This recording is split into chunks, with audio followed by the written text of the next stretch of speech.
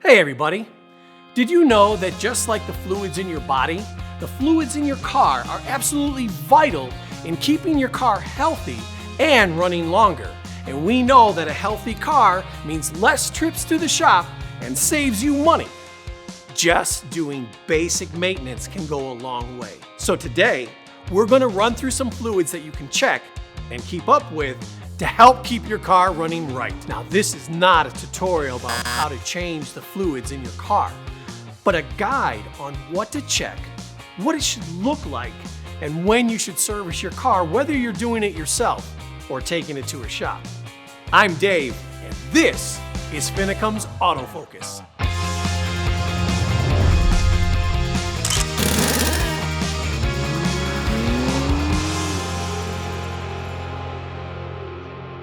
On this edition of Finnicum's Autofocus, I'm going to show you how to check your oil. But first, check out that subscribe button down below and give us a like. Let's get started. One of the vital fluids to keep your car running right is the oil. But what does it do? The engine has a lot of moving parts. The oil helps to lubricate and keeps those parts moving smoothly, reducing friction. Less friction, less heat, less chance of an expensive problem underneath your hood.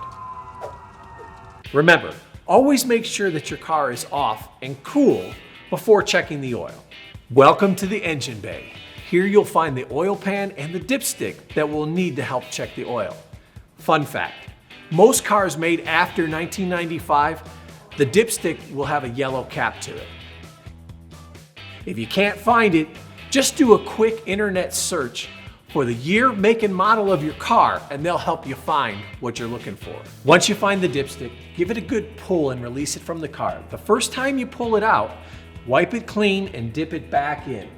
When you pull it out this time, we're going to be looking for the more important things like fluid levels, color, texture, and debris. What we want to look for is the oil level, or how much oil is actually still left in the pan. Now, if you look at the dipstick, you'll see two holes. On most dipsticks, there'll be two lines that represent the maximum and the minimum fluid levels. You want to make sure that the oil falls between the two lines. If you don't have enough oil, make sure you get it to a technician or put some oil in yourself.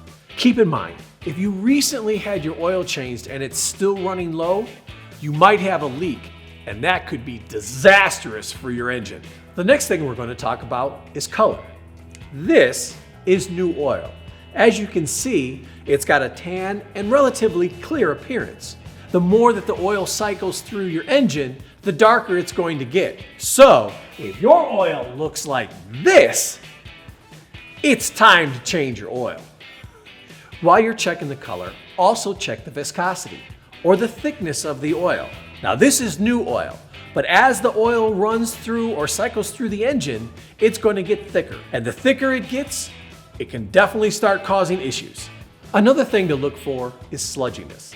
Sludginess is a telltale sign that it's time to change your oil. And similar to sludge is debris. Now, debris can look like coffee grounds or black pepper, and it's not a real area of concern unless there's a lot of it.